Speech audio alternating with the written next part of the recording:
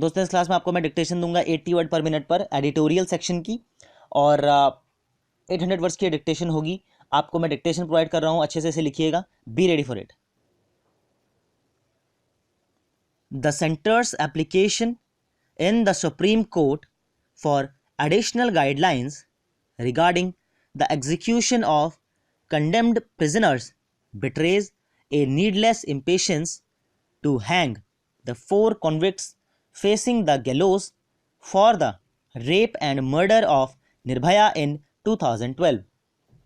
The Ministry of Home Affairs essentially seeks the incorporation of measures aimed at reducing the scope for death row convicts to adopt dilatory tactics, even though there may be some evidence to believe that convicts tend to file review petitions, mercy petitions, and curative petitions in such a way that their execution is indefinitely delayed.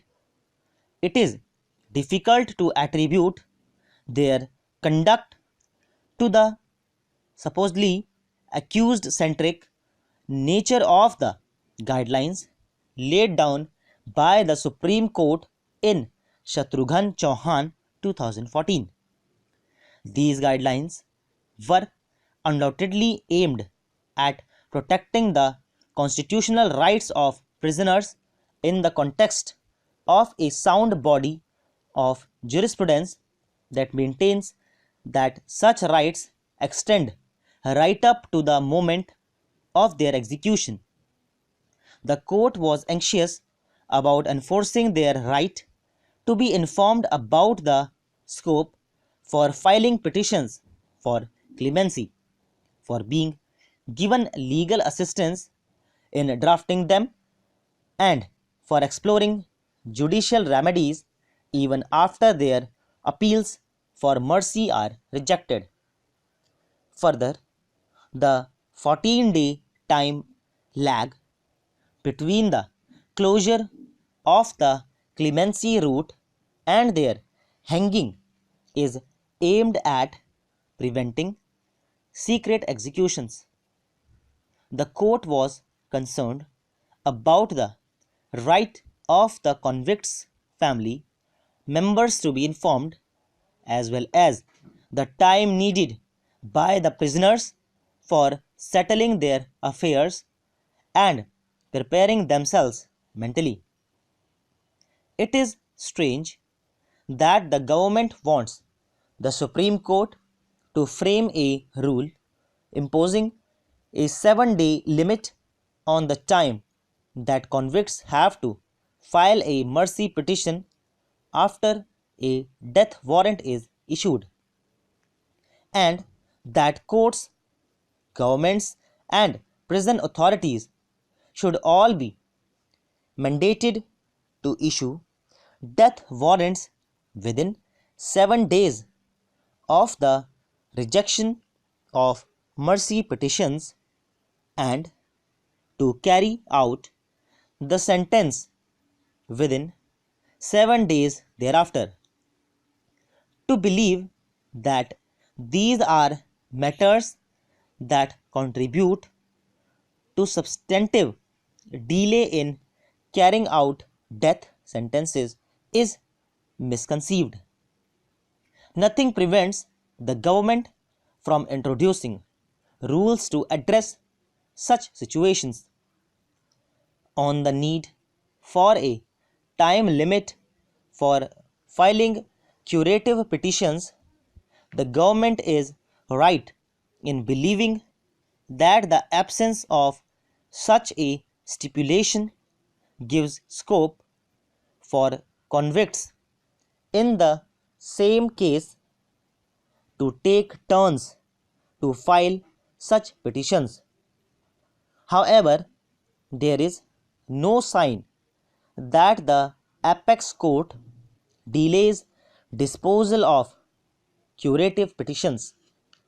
If and when one is filed, it results in no more than a few days delay. In a country that unfortunately retains the death penalty, there is no excuse for delaying the disposal of any petition either in court or before constitutional functionaries. Nor is there any need to expedite executions by revisiting sound guidelines, as the death penalty is limited to the rarest of rare cases. Nothing is lost if those facing execution are allowed to exhaust all possible remedies.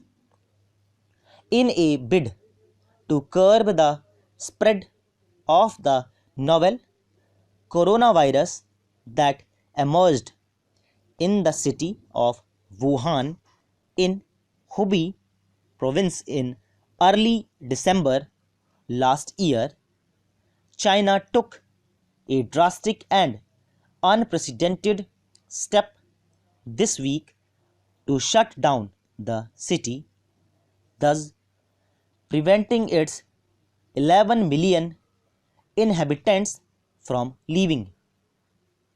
All modes of transport have been suspended to prevent residents from exiting the city.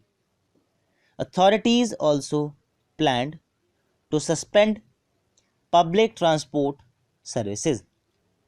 These moves come in the wake of an increasing number of people getting infected and even dying. As on January 23, the number of infected people in China stood at 571 and deaths at 17. Wuhan, the hotspot of the disease outbreak, has reported nearly 80% of all cases and all the 17 deaths. Further, the virus has spread to 24 provinces within the country and outside as well.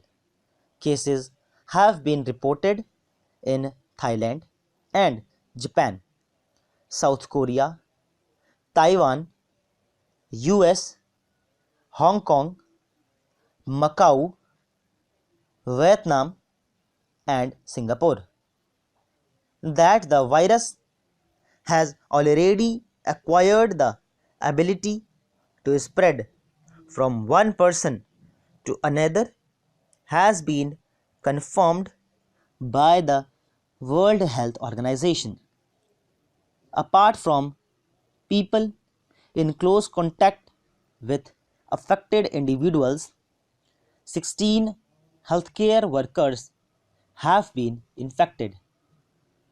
The WHO now sees possible evidence of sustained transmission, the ability of the virus to spread beyond just clusters of patients.